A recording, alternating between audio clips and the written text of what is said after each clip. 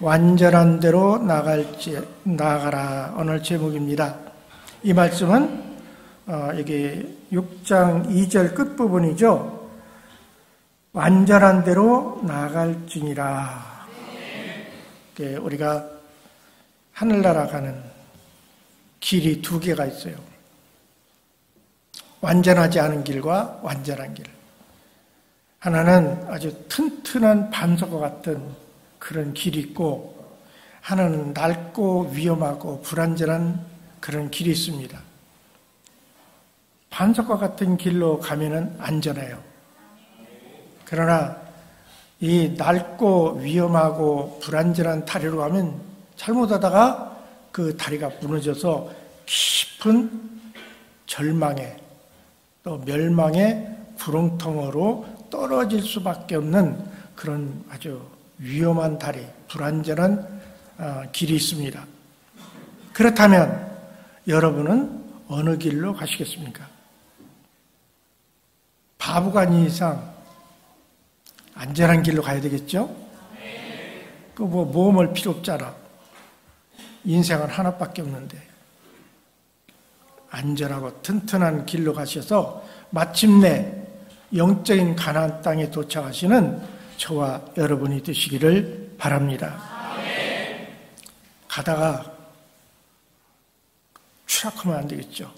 멸망당하면 안 되겠죠.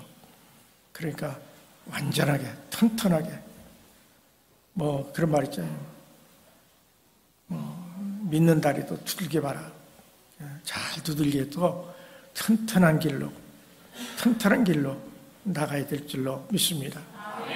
천국은 마치 믿음이라는 자동차를 타고 저 가나안 땅, 천국을 향해서 가는 그런 노정호 같아요.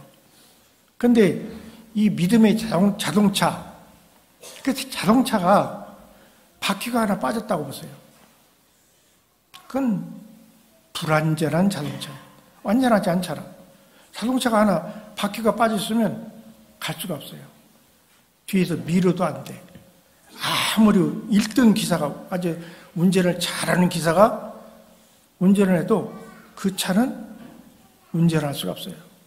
우리가 성령님이 우리의 운전기사와 같다. 우리를 믿음으로 잘 천국까지 인도해 주시는 그런 분이 성령님이세요. 그런데 우리가 불완전한 믿음을 가지고 있으면 성령님도 어쩔 수 없어. 아무리 운전 잘하는 기사도 그 바퀴 빠진 차를 운전할 수 없는 것 같이 성령님도 불완전한 믿음을 가졌으면 그건 안 돼. 그렇기 때문에 완전한 믿음을 소유해야 돼요. 그냥 완전한 믿음을 소유하려면 어떻게 되느냐. 여기서 첫 번째, 하나님을 알자. 하나님을 알아야 합니다.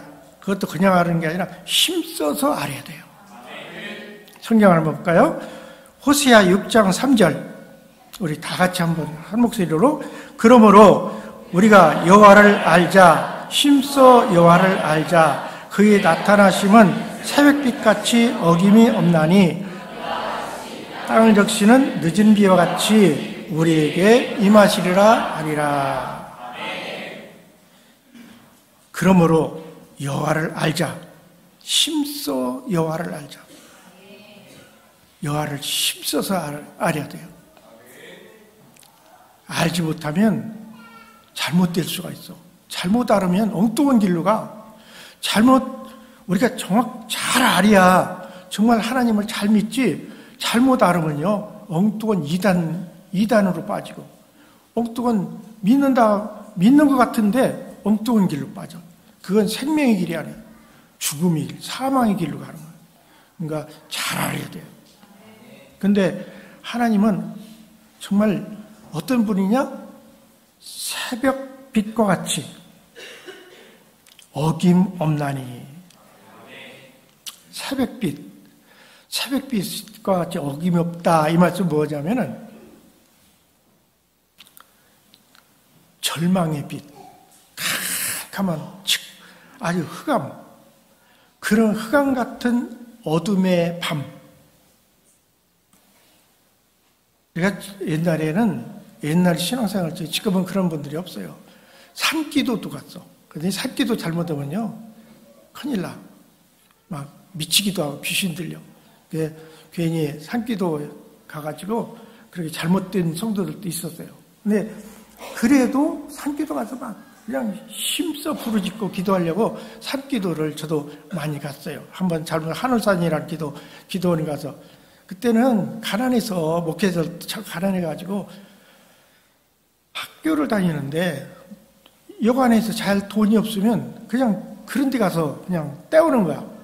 막 기도원도 가고 아니면 산기도도 가고. 그런데 하늘산 기도원에 가서 이제 자고서 오려고, 기도하고 오려고 하늘산 기도를 갔는데, 그것도 이제 일반 버스 타고 가는 말이에요. 일반 버스 타고 가가지고 내려서 1시간 동안 막 눈길로 이제 간신히 찾아 올라갔는데, 내가 그 기도를 몇 번 가서 잘 알죠. 그런데 가서 보니까 거의 발자국 하나가 없어. 그러고 보니까 문마다 다 잠겨버린 거야.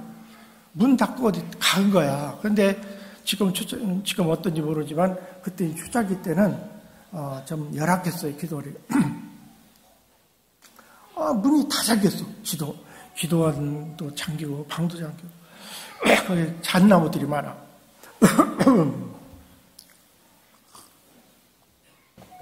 다 눈이 덮였는데 그 잣나무에 눈이 쌓이고 그 밑에는 눈이 없어. 그 내려갈 수도 없어. 가까운 밤에 내려가야 뭐 차도 없고 내려갈 수도 없고. 그래서 여기서 기도하자. 그래서 잣나무 밑에서 기도를 하는데, 이야, 진짜 왜 밤에 안 가? 언제 새벽이 올라나? 새벽이 안 올 것 같아. 영영 새벽이 안 올 것 같아. 몸이 얼어 들어가는, 추워서. 그것도 이제 뭐 요새 같은 오리털 잠바라도 이제 따뜻하면 그때는 그런 게 어디 있어요. 막 몸이 얼어 들어가는, 몸이 굳어가. 근데 빨리 새벽에 오야 되는데 새벽이 안 오네. 새벽이 안 올 것 같아. 근데요, 어김없이 새벽이 오더라고요. 새벽에 안 오는 게 아니야. 어김없이 와요. 아무리 새벽이 안 올 것 같아도 새벽은 반드시 옵니다. 오늘 저녁 오죠? 오늘 아무리 밝은 낮이라도 오늘 밤에 와요. 그건 틀림없는 사실이에요. 그리고 밤이 되면 어김없이 새벽이 와요. 여기서 새벽빛같이 어김없나니, 새벽은 어제도 오늘도 또 과거에도 미래에도 주님 오실 때까지 변함없이 오게 될 줄로 믿습니다. 무엇을 말하는 거예요? 왜 이런 말씀하신 거예요? 하나님은 변함이 없으시다. 새벽이 오듯 주님은 틀림없이 오신다. 하나님은 변함이 없어. 동일해. 어제나 오늘이나 내일이나 또 과거나 동일하신 하나님. 틀림이 없는 하나님. 그 하나님을 우리는 알자. 힘써 알자. 늦은 비도 마찬가지. 여기서 늦은 비, 유대 땅은 가물어서 비가 잘 안 와요. 비가 영영 안 올 것 같다. 그런데 늦가을에는 비가 와요. 어김없이 와. 비가 오지 않으면 아마 밀을 가를 수가 없어. 늦은 비가 와서 땅을 적시고, 그리고 땅을 이제 경작을 하게 만들고 씨를 뿌려서 싹이 나게 만들어주는 늦은 비가 꼭 와요. 1년에. 그러니까 하나님은 이와 같이 틀림없이 변함없이 동일하게 영원히 동일하신 분이다. 틀림없는 분이다. 이런 하나님을 우리가 알아야 된다.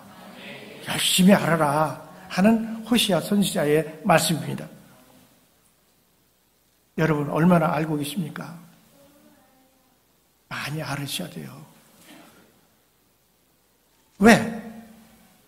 우리가 예수님과 이제 죽어서 영원히 살아가야 되잖아. 그렇죠? 그때는 이제 주님과 더불어 영원히 동거동락하는 거예요. 주님과 더불어. 그래서 성경은 영적인 비유로 신부와 신랑으로 비교됩니다. 신부와 신랑이 이렇게 영원히 같이 살잖아요. 결혼해가지고. 이와 같이 우리는 영적인 신부, 예수님은 영적인 신랑. 예. 우리가 결혼할 때 눈 딱 감고 아무도 모르는 사람 붙들고 결혼해요? 잘 알아보고 결혼해야죠. 잘 안 알아보고 결혼하면 어떻게 됩니까? 잘못된 결혼을 할 수 있어. 그러니까 잘 파고 잘 알아가지고 결혼을 해야 되는 거야. 그렇다면 예수님은, 하나님은 어떤 분인가? 그분의 능력은 얼만큼 되는가? 그분이 좋아하는 건 뭔가? 그분이 우리에게 요구하시는 건 뭔가? 성경을 통해서, 목사님을 통해서 배워야 돼요. 하나님은 어떤 분이세요? 이 천지를 창조하신 분이죠. 우리도 창조했어요, 하나님께. 그래서 우리가 하나님을 아버지라고 부른 거예요. 왜 그러냐? 육신의 아버지도 계시지만 나를 정말로 세상에 탄생시키신 분은 하나님이세요. 하나님이 없으면 여러분과 저도 없어요. 하나님께서 만들어 주셨기 때문에 이 자리에 있는 거예요. 그렇기 때문에 우리는 하나님을 아버지라고 부른다. 진정한 아버지. 그런데 아버지라고 안 믿는 사람들은 아버지라고 부르기가 쉽지 않아요. 성령께서 그 마음속에 들어갈 때만이 나도 모르게 아빠, 아버지라고 부르게 된다는 거예요. 갈라디아 4장 6절의 말씀이에요.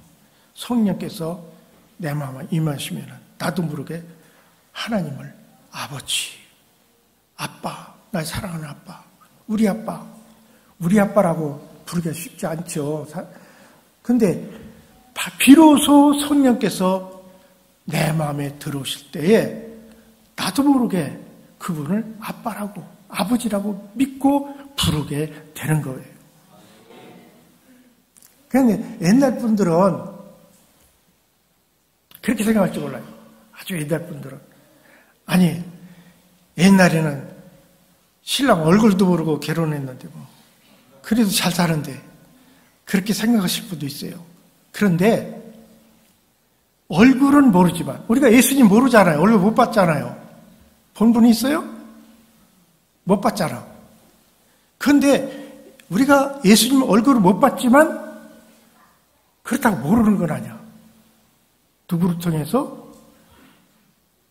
성경을 통해서, 목사님의 말씀을 통해서 예수님을 알게 되는 거예요. 그것을 중매로 표현합니다. 그래서 이 고린도후서 11장 2절에 보면은 바울 사도는 중매한다고 그랬어요. 내가 하나님의 열심으로 너희를 위해서 열심하노니 너희를 정결한 처녀로 한 남편이라는 말을 내가 바꿔요. 지금은 한 남편이라고 그러는데 난 신랑 되시는 예수 그리스도께 드리려고 중매함이로다. 그래서 목회자는 중매쟁이요. 쟁이란 말을 쓰면 안 되는데 쟁이가 비하하는 말이에요. 중매인. 옛날엔 그 비하하는 직업을 쟁이라고 불렀는데 중매인이에요. 목회자는 중매인이에요. 그러니까 중매는 어떤 역할을 합니까? 전해주는 거죠. 그분은 이제 소개하지 않습니까? 이제 신부집에 가서 신랑 되는 사람은 어떤 가문의 집이고 어떻고 능력을 어떻고 다 얘기해 주잖아요. 얘기 안 해줘요? 얘기 다 해줘. 그리고 중매인은 그쪽에서 하는 얘기를 전달해 줘. 바로 이것이 중매인의 역할이라 그런 얘기예요. 그래서 이제 중매인은 그분에 대해서 끊임없이 이제 그분의 말씀을 전달해 주는 것이 중매자의 역할인데 그분이 좋아하는 것도 알아야 되고, 그분이 좋아하는 것이 뭐예요? 기뻐하는, 하나님이 기뻐하시는 것이 뭘까요? 겸손하고, 착하고, 또 뭐 있을까요? 우상 믿지 말아야 되고, 하나님만 사랑해야 되고, 자신을 의지하고, 겸손한 거 했나? 하여간 수없이 알아가야 돼. 예. 언제까지 알아야 되느냐? 언제까지 우리가 배워야 되느냐? 결혼할 때까지. 주님 앞에 갈 때까지. 끊임없이 그분을 알아야 돼요. 왜냐하면 그분이 계속해서 우리의 나아갈 바를 알려주시고 우리가 어떻게 살아가야 될 것인가를 우리에게 계속 알려주세요. 누구를 통해서? 목사님을 통해서. 목회자는요, 설교, 자기가 얘기하는 게 자기 말이 아니야. 이 강단에서의 메시지는 내가 하지만 내 말이 아니에요.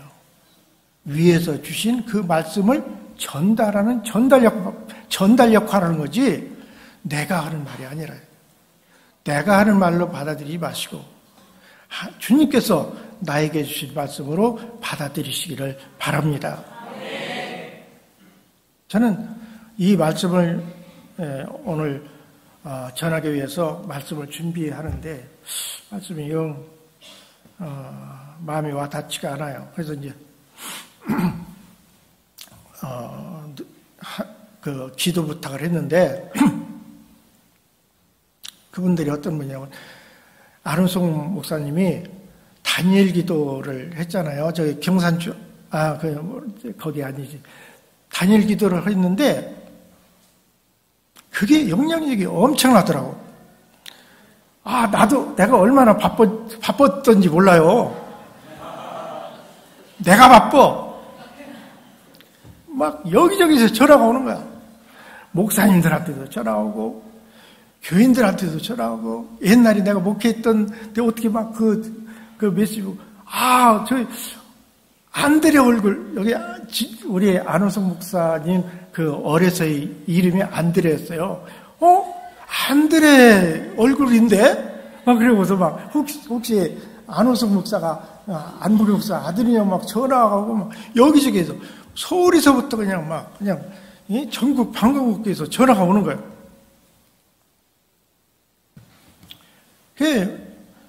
우리 누나한테도 또 전화 왔어요. 그러면서 전화 왔는데, 우리 누나가 이제 선결교회에 다니는데, 그 교회를 주일 대예배만 나가요. 뭐 철예배는 안 나가. 수예배도 안 나가. 근데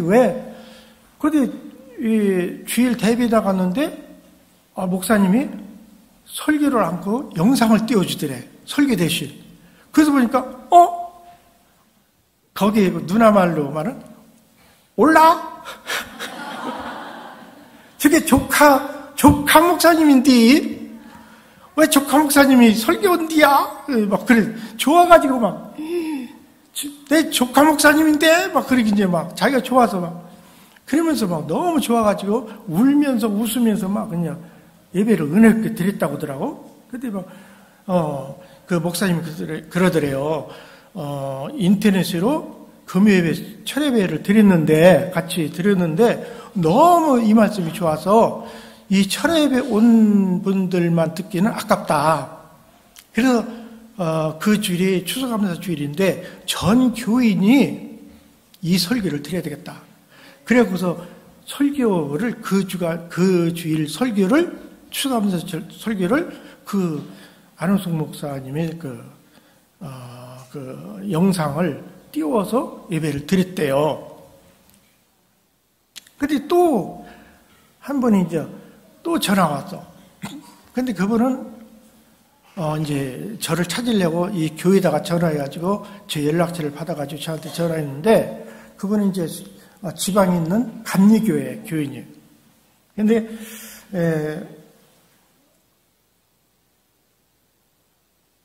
그 교회도 추수감사절 날 안호석 목사님의 그 영상을 띄워서 예배를 드렸대요.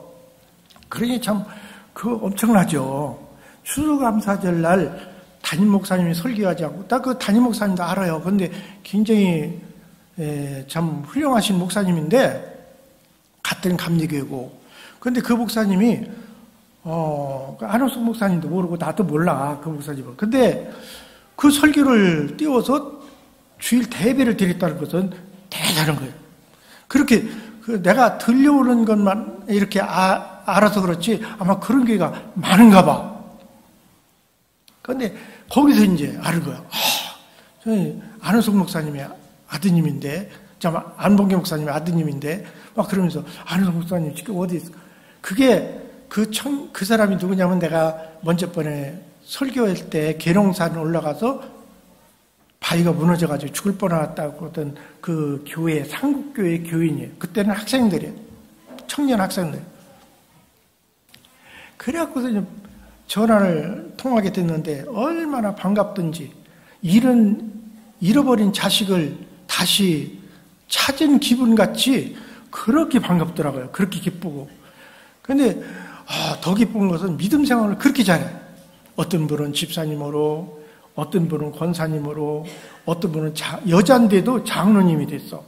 장로님으로, 또 어떤 분은 전도사님으로, 그렇게 막 믿음 생활을 잘하고 있는데, 다 잘 됐어요. 어떤 분은 사업 처리가 잘 돼가지고 일산에서 재벌이 돼가지고 회장님이 되고, 또 어떤 분은 또 전도사님이 되고, 또 어떤 분은 또 면장, 나한테 전화 왔던 그런 면장님이 되고, 여자인데도 면장님이 됐어. 또 여기 영주 우체국의 국장님이 되고, 근데 영주 우체국의 국장님의 그분은 장로님이고, 그 아드님이 또 목사님 됐대. 근데 내 생각은 지금도 머릿속에 학생의 모습이야. 그래서 야 그랬는데, 이제 전화들 오고 그래서 카스가 뜨잖아요. 카스를 보니까 다 나하고 똑같이 같이 들고 가.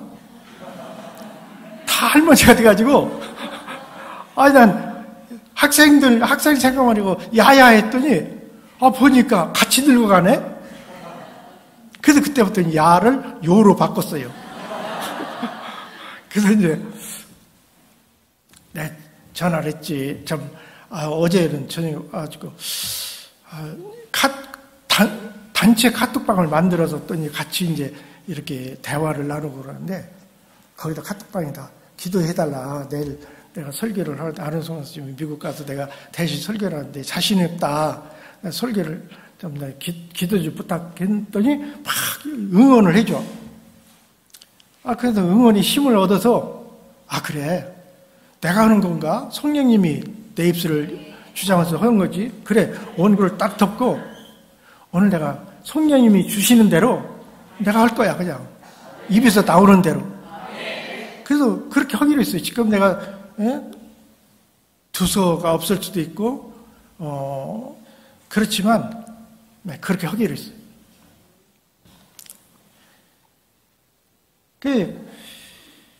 참, 우리가 끊임없이 하나님의 말씀을 이렇게 배워나가는데, 이 배워나가는 것으로 이제 그만 설교할까요? 이제 배워나가면 되니까, 열심히 해보면 되니까. 근데 그게 아니야. 그것만 갖고서는 불완전해. 완전한 것은 말씀을 실천해야 돼. 말씀을 순종할 때에 완전해지는 거지. 아무리 말씀을 많이 들어도, 그래서 천국은 귀만 있는 사람들이 많다잖아? 듣기만 해가지고. 그래서 말씀을 듣는 것으로 끝나면 안 돼요. 실천해야 돼. 말씀을 순종해야 돼. 그러니까 순종하지 않는 믿음은 그건 죽은 믿음이에요. 야고보서가 그랬잖아요. 야고보서 2장 26절에는 영혼 없는 몸이 죽은 것 같이 행함이 없는 믿음은 죽은 것이다. 또 야고보서 2장 17절에 보면 이와 같이 행함이 없는 믿음은 그 자체가 죽은 것이다. 행함이 없는 죽은 믿음 갖고서 무슨 쓸모가 있겠어요?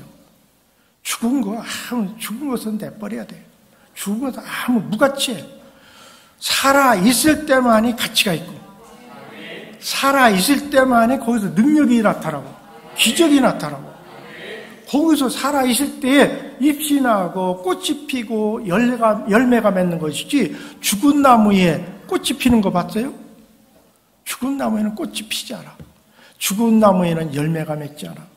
그러니까 죽은 나무 같은 신앙, 그런 나무에는 영광의 꽃이 피지도 아니하고, 축복의 열매가 맺혀지지도 아니하고, 구원의 열매도 맺혀지지 아니하고, 그건 악취만 날 뿐이지 아무런 능력이나 축복이 이루어지지 않아요. 그렇기 때문에 뭐가 믿음이냐? 실천하는 게 믿음이다. 아무리 성경을 그냥 달달해요. 창세기부터 요한계시록까지 막 달달해는 성경 박사라 하더라도 그것이 믿음이 아니라는 얘기예요. 믿음은 한 말씀이라도 실천에 옮길 때에 비로소 그게 믿음이고, 거기서 역사가 일어나고, 거기서 놀라운 하나님이 함께 하시는 일들이 벌어진다는 얘기예요.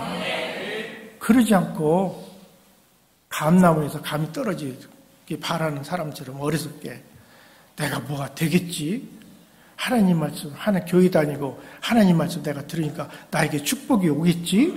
내가 천국 가겠지? 천만의 말씀이에요. 말씀을 순종해야 돼요. 말씀을 행동으로 옮겨야 돼요. 그러니까 히브리서가 우리에게 가르쳐주고 있는 말씀이 뭡니까? 믿음의 사람들, 이렇게 살았다는 것을 우리에게 알려주고 계시지 않아요. 야고보서가 뭡니까? 믿음은 바로 이런 것이다. 믿음은 듣는 것이 아니다. 믿음은 지식이 아니다. 믿음은 행함이다. 그러니까 믿음이라는 것은 괜히 믿습니다만 하는 게 믿음이 아니라, 말씀을 순종하고 행동에 옮길 때 비로소 그것이 믿음이다 하고 강조하고 있는 말씀이 야고보서예요. 여러분, 만일 알기만 하고 행하지 않는다면 그건 드러나만 해요. 그건 자랑거리가 못돼. 세상에서는 자랑거리 될지 모르지만 주 안에서는 그건 자랑거리가 못돼요. 지식은 믿음이 아니다. 아는 것은 믿음이 아니다. 아는 것만으로는 믿음이 아니다. 신학 박사라고 해서 믿음이 좋은 줄 아세요? 믿음 좋은 분도 계시죠. 그러나 신학 박사라고 해서만이 믿음이 좋은 게 아니에요. 순진하게, 겸손하게 말씀에 순종이 나갈 때, 그 말씀을 그대로 믿고 행할 때, 그게 믿음인 거예요. 오히려 성경에도 보면은 오히려 좀 무식한 사람이, 단순한 사람이 오히려 하나님이 더 잘 역사하셨어요. 보면 사르밧 과부, 이스라엘 땅에 얼마나 믿는 사람들이 많았죠? 그런데 그 사람들에게는 아무런 3년 6개월 동안 비가 내리지 않고 막 흉년이 들어도 그 사람들에게는 어떤 기적이 일어나지 않았어요. 그러나 사르밧 과부에게는 놀라운 기적이 일어났죠. 왜? 엘리야가 하는 대로 그대로 따랐어. 따르지 않으면 안 돼. 안다고. 이스라엘 백성들이 얼마나 하나님 잘 알겠어. 기도를 얼마나 많겠어요. 어떤 집사님이 전화가 왔어.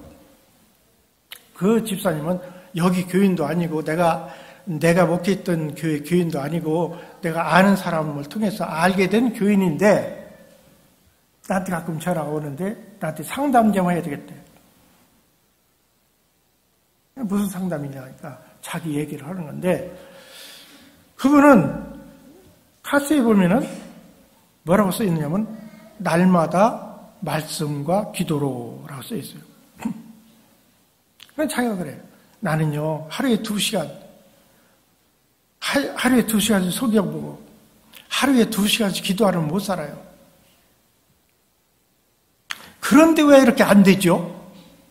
안 돼. 왜 이렇게 목사님 저는 안 되죠? 이번에도 뭐가 이제 안 되는 안 돼서 그냥 완전히 분지박산이 나와요. 왜 이렇게 안 되죠? 왜 우리 자식들이 왜 이렇게 안 되죠? 내가 하는 일은 왜 이렇게 안 되죠? 여러분 얼마나 장합니까? 하루에 2시간씩 기도하고 하루에 2시간 성경 보고 얼마나 장해요. 그런데 아무것도 안 돼. 그래서 제가 물어봤어요. 목사님 말씀 순종 잘하나요? 그때 화를 벌컥 내는 거예요. 아이고 목사님 본 볼 때 있어야 목사님한테 순종하죠.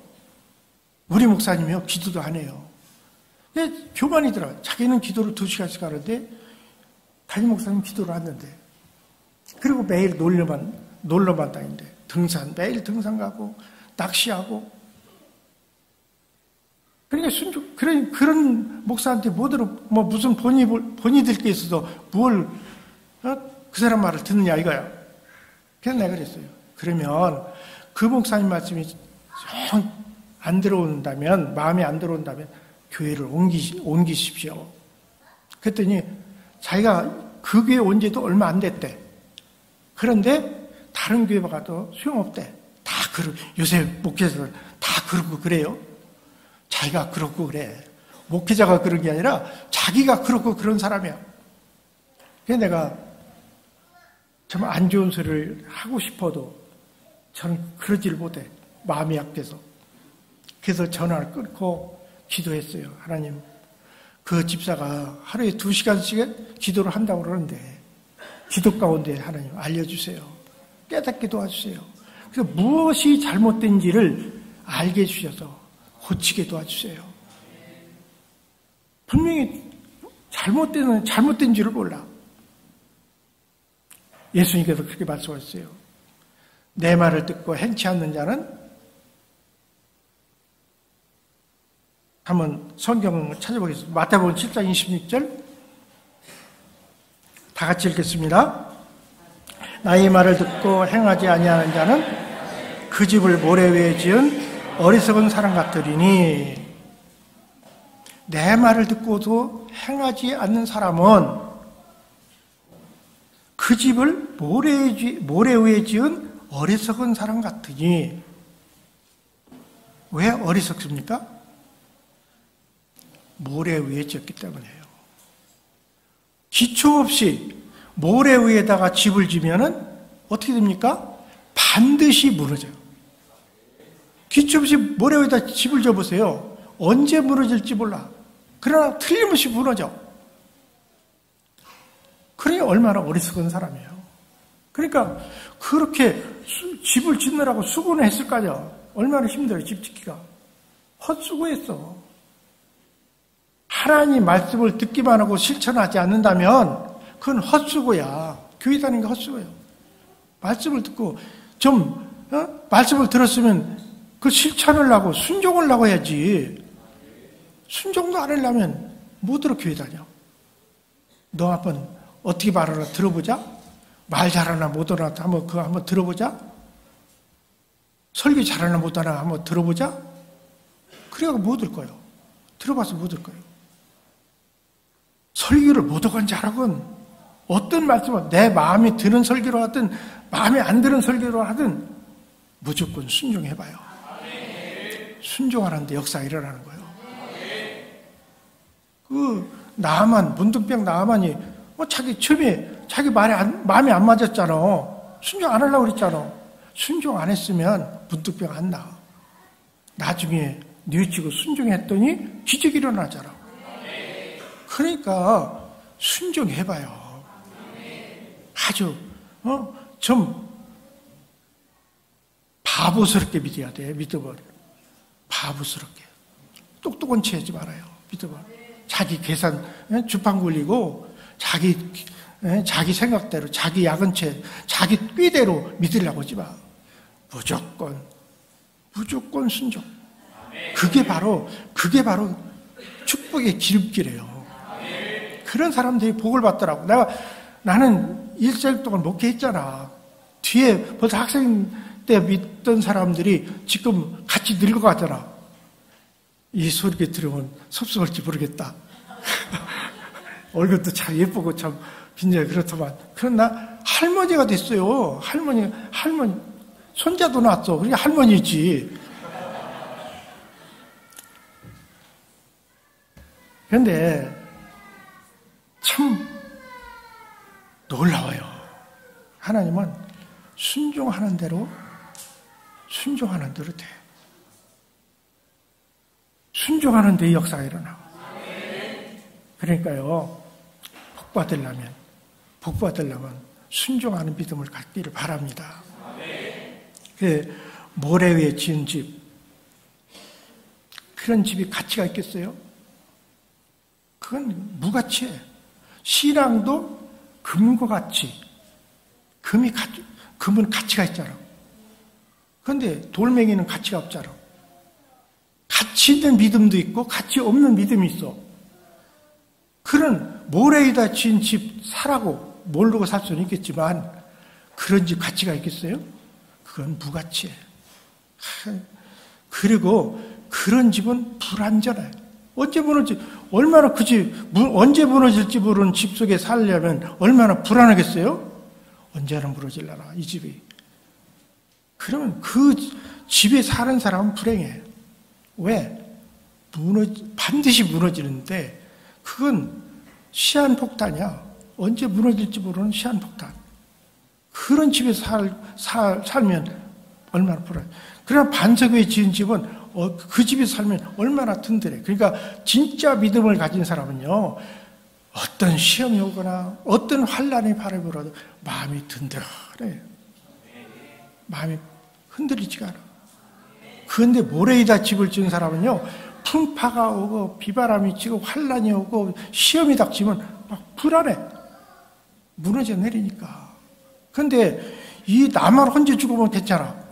이 집안에 들어있는 사람 다 죽을 거 아니야. 모래 위에 지은 집 안에 살고 있는 사람 다 죽어. 다 멸망당해. 그런 집을 못 얻어치워요. 안 짓는 게 낫지. 안 그래요? 그건 바보지. 어리석은 사람이지. 그런 집을 짓고 사는 사람은 참 바보야. 어리석은 사람이야. 정말 미련해. 왜 그런 집을 질까? 왜 그런 신앙을 가질까? 답답한 거예요. 답답해. 그런 신앙 갖지 맙시다. 정말 복받는 신앙, 지혜로운 신앙 가집시다. 나는 똑똑한 것 같아. 내가 똑똑한 것 같지만 미련하게 어리석게 집을 짓는 사람이 있어요. 그런 집을 지었다면 지금이라도 때려 부셔. 다시 기초 튼튼하게 하고 좋은 반석에다 집을 짓는 저와 여러분이 되시기를 축원합니다. 예수님의 이름으로 축원합니다. 그래야 복을 받아요. 알고도 행하지 않는다면 차라리 모르는 것만 보다. 차라리 듣고도 순종하지 않을 바에는 안 듣는 것이 낫다. 왜? 벌이 더 커. 알고도 행하지 않는다면 벌이 더 커요. 하나님으로 더 심판이 더 커. 몰랐다면 하나님도 몰랐어요. 목사님이 그런 말씀 안 했어요. 그럼 목사님한테 책임이 가겠죠. 그런데 목사님이 다 알려줬어. 그런데 실천을 안 했어. 왜 실천 안 했냐? 저 몰라서 하겠어요? 듣긴 들었어. 알아. 그러면 그 사람에게는 더 심판이 더 커요. 세상 법도 그렇잖아. 알고 지은 죄와 모르고 지은 죄의 형벌은 달라요. 이와 같이 하늘나라에서도 알고도 지은 죄, 그걸 갖다 뭐라고 그래요? 고범죄라고 그래요. 고범죄. 알고도 지은 죄를 고범죄라고 그러는데, 나쁜 놈들이 있더라고. 그 고범죄에 대해서 이제 어떤, 인터넷에 나와 있어. 그랬더니 뒤에 댓글을, 고범죄는 목사가 지어낸 말이지, 성경에 고범죄가 어디가 있느냐고. 무식하기는 한이 없어. 왜 고범죄가 없어요? 성이 다윗도 고백했는데 내가 고범죄 지지 않게 해달라고. 시편 19절 13절에 나 고범죄 지지 않게 해달라고 하나님 앞에 기도했는데 왜? 다윗이 그거 알아.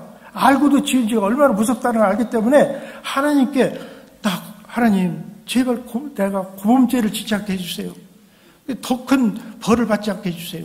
그렇게 기도했던 사람이 다 있어요.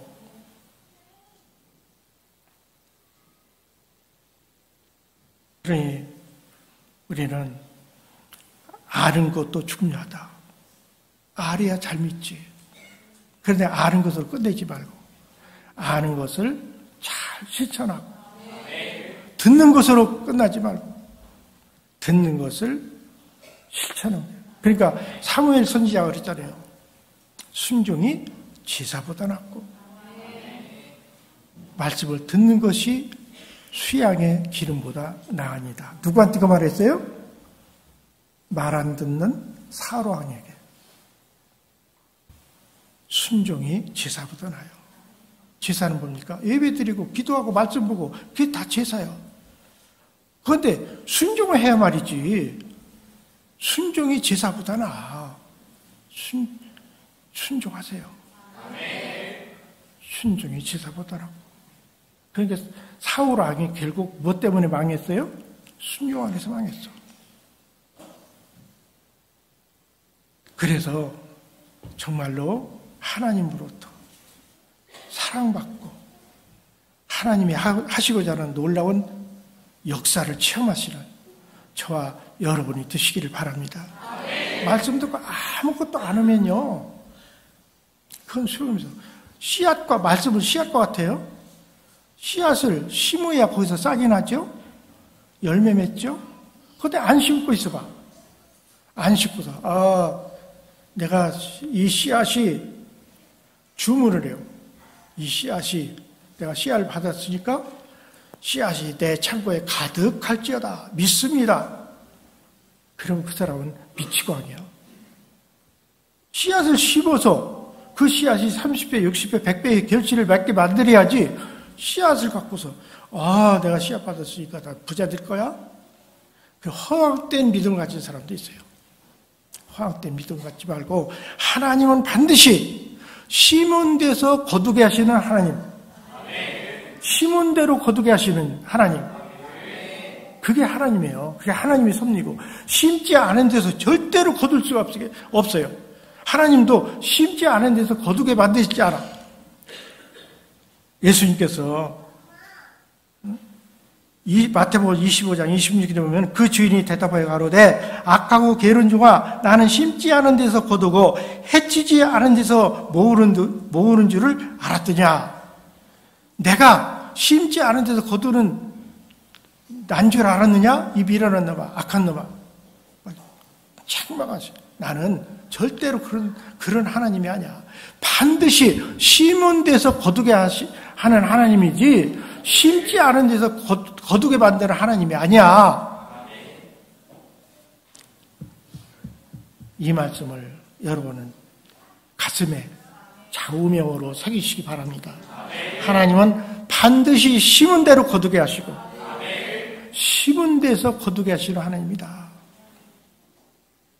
잘 심읍시다. 할 수 있는 대로 많이 심으세요.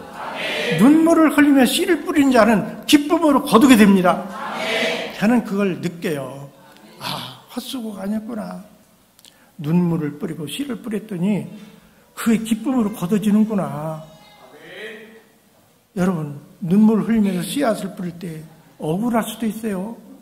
화날 수도 있어요. 슬플 수도 있어요. 그러나 눈물을 뿌리며 씨를 뿌리는 자는 반드시 기쁨으로 거두게 될 줄로 믿습니다. 이제 다 됐죠? 끝났죠? 설교 그만할까요? 그만해도 될 것 같죠? 그런데 하나만 더 할게요. 이걸로 완전하지 않아. 죽을 때까지 잘 믿어야 돼요. 아무리 내가 지금까지 잘 믿었어. 지금까지 잘 믿었어도 천국까지 잘 믿어야 돼요. 지금까지만 잘 믿고 앞으로 잘 못 믿으면 그건 허사야. 지금까지 믿었다고. 그러기 때문에 우리는 끝낼 때까지 끝난 게 아니다. 우리가 신앙을 마라톤과 같이 비교를 해요. 출발선에서 출발해요. 그러면 어디까지 가야 됩니까? 종착점, 라스트라인까지 가야 돼요. 어떤 선수가 잘 달려서, 기가 막히게 잘 달려서, 바로 앞이가 이제 라스트라인이요. 그 선을 밟아야 돼. 그 선에 들어가야 돼. 그런데 지금까지 막 잘 달려와가지고 바로 앞에 있는 거기에 들어가지 않고 여기서 멈췄다고 한다면 어떻게 될까요? 그 사람은 지금까지 잘 달려왔어. 1등으로 달려왔으니까 그 사람 인정이 될까요? 않을까요? 몇 발짝만 뛰어가면 거기 들어가. 그런 사람 많더라고. 신앙생활도 내성 잘 믿다가 늙어서 타락하는 사람도 있어. 죽을 때 다 돼가지고 안 믿는 사람도 그렇게 안타까운 사람도 있다니까. 어떤 사람은 신앙생활 잘 못하다가 마지막 이제 생애 얼마 안 남기고 얼마나 열심으로 하나님 잘 믿다가 갈 사람도 있어요. 차라리 그런 사람은 복 받은 사람이야. 그러니까 우리가 마라톤과 같이 끝까지 완주해야 돼요.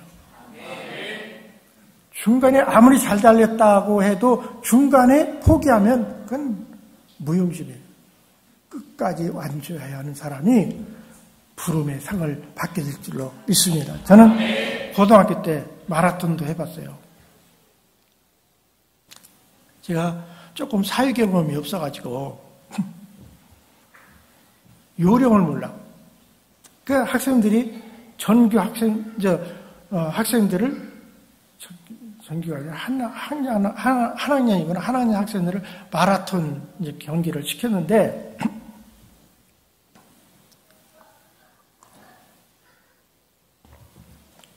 주산에서 웅천이라는 곳까지 갔다 오는 거예요.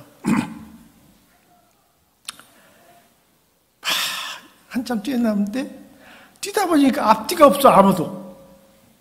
앞에 가는 사람도 없고 뒤 가는 사람도 없어. 그런데 가면서 앞에 가는 벌써 돌아오는 코스로 돌아오는 사람도 만났거든. 그 벌써 내 짐작이 벌써 갔어. 근데 내 뒤를 보니까 없어. 아무리 봐도 없어. 야, 내가 꼴등이구나. 그런데 또 길가에 또 막 학생들이 또 서가지고 막 잘 달리다 막 응원을 해주고 그래. 그런데 얼마나 창피한지 내가 이제 제일 꼬레비로 달리고 있다고 생각을 한 거야. 그래갖고서 이제 그냥 창피해서 달린 거야. 창피해서 빨리 이제 학교 들어가야 이제 끝나기 때문에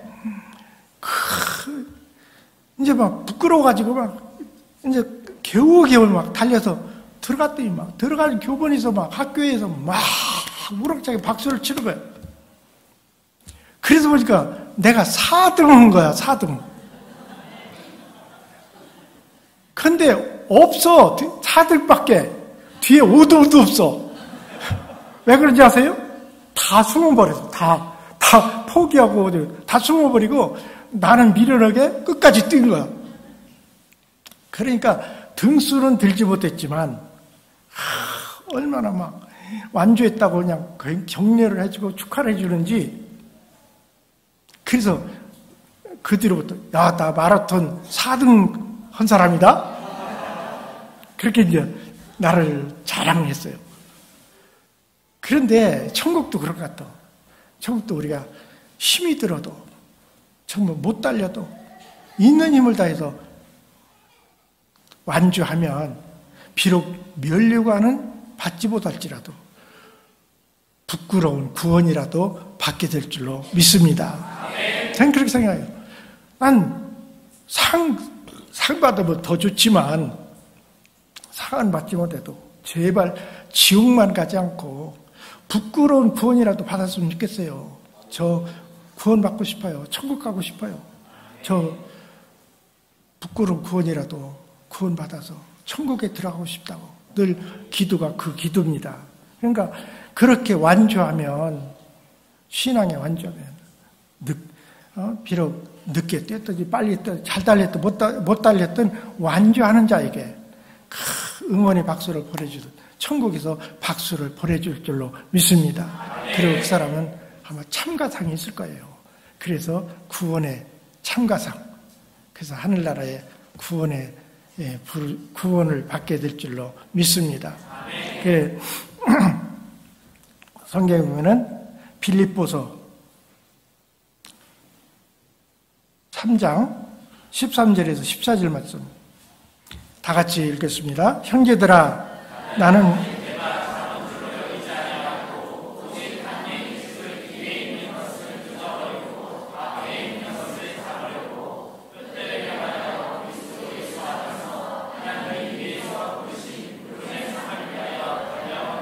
아멘.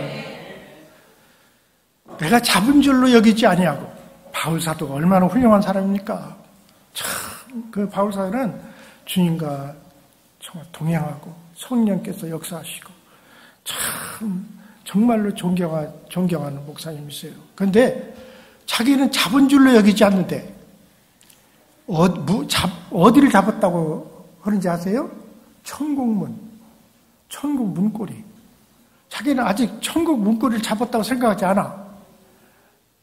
앞으로 그 문고리를 잡기 위해서 지금도 뒤를 돌아보지 아니하고 뒤의 것을 잊어버리지 아니하고 그 표대를 향해서 구원의 위에서 하나님이 위에서 부르신 부름의 상을 위해서 달려간다고 표현하고 있습니다.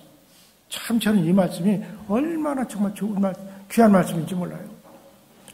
뒤의 것은 잊어버려야 돼요. 잘했든 못했으면 그 못한 거에 대해서 너무 억눌리지 말고, 잘했으면 그 잘한 거에 대해서 너무 교만 떨지 말고, 앞에 있는 구원의 부르심의 상을 위해서 끝까지 잘 달려가시는 저와 여러분이 되시기를 바랍니다. 근데 우리가 달려가는 길은 한 길만 계속 잘 달려가야 돼요. 마라톤 레이스도 그렇잖아요. 여기 뛰어봤다가 나 상 못 받을 것 같네. 레이스를 바꿔. 딴 데 가서 뛰어. 또 이것도 안 돼. 딴 데 가서 또 뛰어. 우왕좌왕하지 말고 한 레이스에 끝까지 그 레이스에 정말 지치고 힘들어도 끝까지 완주해 될 줄로 믿습니다. 저는 대원산 한번 등산 갔다가 그 바위에 가보시면 암석 바위에 간신히 낭떠러지에 붙어 사는 소나무, 얼마나 정말 아름답고 존경스러운지 몰라요. 거기 어떻게 살아가는지 몰라. 그 풀도, 그 흙도 없는 절벽 소나무에, 절벽 바위에 그 뿌리를 내리고 거기서 이렇게 살아가는 그 소나무를 보면서, 믿음도 저거 같아 드는데. 그래야지 정말 뿌리를 내리고 흔들리지 않는 저 소나무처럼 그런 믿음이 존경스러운 믿음인 줄로 믿습니다. 우리가 주님 앞에 가는 그 시간까지 긴장을 놓지 말고 방심하지 말고 교만하지 말고 그렇다고 잘못했다고 기죽지르지 말고 지금부터라도 잘하면 되는 거예요. 그리고 옛날에 과거에 잘했다면 거기에 또 너무 교만하지 말고 앞으로도 계속 잘 달려가서 하나님께서 부르신 부름의 상을 받으시는 저와 여러분이 되시기를 바랍니다. 안타깝게도 성경에 보면 잘 달려가다가 끝에 잘못된 사람도 많이 보잖아요. 사울왕 같은 사람. 사울왕이 얼마나 하나님 앞에 총애를 받아서 임금까지 됐잖아. 그런데 그 사울왕이 교만이 들어. 왕이 되고 교만해지고 목회자한테 불순종하고 교만해. 내가 최고다. 왕이 되니까 내가 최고다. 그러니까 그렇겠죠. 그래가지고 버림을 당했잖아. 다윗도 마찬가지고. 다윗이 얼마나 훌륭한 믿음의 소유자입니까? 다윗은 믿음의 대명사잖아. 그런데 다윗도 방심하니까 타락하게 되더라고요. 그가 큰 죄를 범하고 나단 선지자의 책망을 듣고 그가 나단 선지자 앞에 엎드려서 회개하지 않았더라면 그건 죽었어. 거기서 끝났어. 그 인생은. 그런데 그 다윗은 그래도 하나님 앞에 가지 회개하고, 그러니까 생명을 다시 하나님의 그 은혜를 받았지만, 그것 때문에 얼마나 다윗이 고통을 받았어요. 또 솔로몬 보세요. 솔로몬도 1000번제를 쌓으면서 얼마나 은혜 받았습니까? 그런 부귀와 영화를 선물 받고 그 하나님이 주신 지혜로 모르는 것이 없어. 만물 박사야.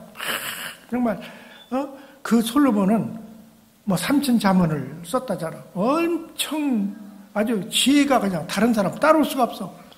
그런 사람이라 할지라도 방심하셔는 안 돼요. 내가 하나님의 은혜를 그렇게 많이 받고 하나님으로부터 그렇게 은사를 그렇게 강하게 받고 내가 지금까지 하나님이 함께한 일생을 살았다 할지라도 자칫 잘못하면 솔로몬처럼 타락한다니까. 솔로몬이 말년에 타락했잖아. 그 이방 여인들 때문에 타락했어요.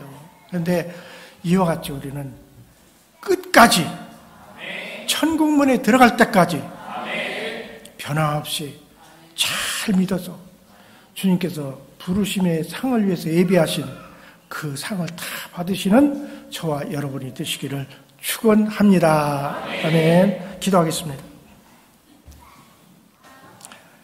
주님, 지각과 총명을 주셔서 하나님 말씀을 잘 깨닫게 도와주시고 또 말씀을 잘 순종해서 복을 받는 우리 복된 성도들 되게 도와주시옵시고, 우리가 구원의 문, 천국 문까지 잘 완주하여 하나님 주님으로부터 부르심의 상을 다 받는 우리 온양 순복음교회 교인들 되게 도와주옵시며, 이 말씀을 듣는 모든 교인들이 되게 도와주시옵소서.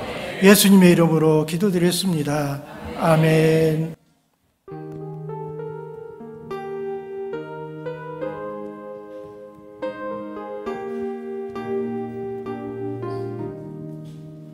예수가 함께 계시니 시험이 오나 겁없네. 기쁨의 근원 되시네. 예수를 위해 삽시다. 날마다 주를 섬기며 언제나 주를 드리고 그 사랑 안에 살면서